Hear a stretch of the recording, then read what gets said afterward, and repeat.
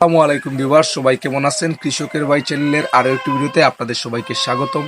Viewers, আপনারা আমার যে এই চ্যানেলে যারা নতুন দর্শক, প্লিজ চ্যানেলটি সাবস্ক্রাইব করবেন এবং যারা সাবস্ক্রাইব করেছেন সবাইকে অসংখ্য ধন্যবাদ। একটা লাইক এবং সাবস্ক্রাইব আমাকে ভিডিও করতে অনেক উৎসাহিত করে। তো আজকে আমি যে বিষয় নিয়ে আলোচনা করব, এ টু জেড বিষয়টা আপনারা দেখবেন, ধৈর্য সহকারে দেখবেন। আজকের বিষয়টা হচ্ছে একটা গরুর খামার করতে কত টাকা ইনভেস্ট করতে হয় বা কয়টা গরু দিয়ে খামার শুরু করলে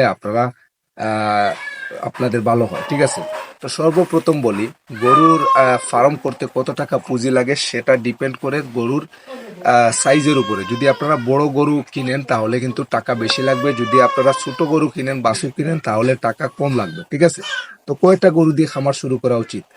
আপনি যেটা গরু লালন পালন করতে পারবেন ওইটা গরু দিয়ে আপনারা খামার শুরু করবেন। যদি মনে করেন আপনি 5টা গরু দিয়ে খামার শুরু করলে আপনি সেই 5টা গরু লালন পালন করতে পারবেন, তাহলে আপনি 5টা গরু দিয়ে খামার শুরু করবেন। যদি মনে করেন আপনি 4টা গরু লালন পালন করতে পারবেন, তাহলে আপনি 4টা গরু দিয়ে শুরু করবেন। যদি মনে করেন আপনি একটি গরু দিয়ে আপনি আপনার তাকে পরিচর্যা ঠিক মতো করতে পারবেন, অনেক বড় মোটা তাজা করতে পারবেন, তাহলে একটি গরু দিয়ে শুরু করবেন। তো সর্বপ্রথম আমি বলি, যদি আপনারা মোটা তাজার খামার করেন সেক্ষেত্রে আপনাদের আমি বলবো কমপক্ষে 2 দাঁতের গরুগুলা নির্বাচন করা। যেই গরুগুলার দাঁত হয় ওই গরুগুলা কিন্তু তাড়াতাড়ি মোটা তাজা হয়। ঠিক আছে, যে গরুগুলা বাছুর থাকে, যে গরুগুলার দাঁত নাই বা আদাত বলে, ওই গরুগুলা কিন্তু আস্তে আস্তে বেড়ে ওঠে। দাতাল গরুগুলা মাংস কিন্তু বৃদ্ধি হয় তাড়াতাড়ি। যে কোনো দাতাল গরু আপনারা কিন্তু সহজে মোটা তাজা করতে পারবেন। এবং বাছুর যে গরুগুলা ওইগুলাকে আপনারা খাবার দাবার যতই দেন না কেন, ওই দাঁতওয়ালা গরুর মতো কিন্তু ওই গরুগুলা হৃষ্টপুষ্ট হয় না। তার একটা কারণ হচ্ছে গরুর বয়স। এই 2 দাঁতের যে গরুগুলো ওইগুলার বয়স থাকেই কিন্তু মাংস বৃদ্ধির জন্য, এবং 2টা দাঁত যখন গরুটা হয়ে যায় তখন কিন্তু ওই গরুটা কিন্তু দ্রুত মাংস বৃদ্ধি করতে মানে সক্ষম থাকে। যে গরুগুলা আপনার বাছুর থাকে ওই গরুগুলার থেকে প্রায় 50% বেশি মাংস বৃদ্ধি হয় দাঁতওয়ালা গরুগুলা। ঠিক আছে, তাই আপনারা দাঁতওয়ালা গরুগুলা চুজ করবেন যাদের আপনার মোটা তাজা করতে চান। আর যারা আপনারা অল্প অল্প করে আস্তে আস্তে খামারটা তৈরি করতে চান, দ্রুত মানে ইনকামের যাদের ইয়ে নাই, তারা আপনারা ছোটো বাছুর দিয়েও শুরু করতে পারেন। আপনি বাছুর কিনলেন, বাছুরের খাবার দাবার কিন্তু কম লাগে এবং ওই বাছুরগুলো আস্তে আস্তে বড় হবে, ওইগুলো কম টাকা দিয়ে কিনলেন এবং পরবর্তীতে বেশি টাকায় বিক্রি করলেন। ওইটা কিন্তু আরেকটা ভালো একটা বেনিফিট আছে।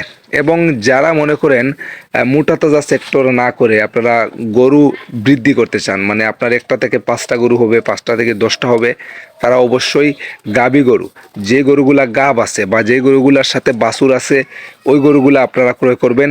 আশা করি আপনারা সেখান থেকে আপনাদের গরুর বৃদ্ধি করতে পারবেন। যেমন ধরেন আপনি যদি 2টা গাভী কিনেন আর 2টা গাভী যদি 2টা বাচ্চা দেয়, তাহলে আপনার 4টা বাচ্চা হয়ে গেল। ঠিক আছে, আপনার আস্তে আস্তে কিন্তু পরবর্তীতে অনেক গরু হবে। এবং যাদের গাভীগুলা ষাঁড় বাচ্চা দিল, তারা অবশ্যই ষাঁড়গুলা তো বড় করবেন, বড় করার পর ওইগুলা বিক্রি করলেন। যেগুলা বকনা থাকলো ওইগুলো আপনার গড়েই থাকলো, ওইগুলো আপনি রেখে দিলেন পরবর্তী প্রজন্মের জন্য।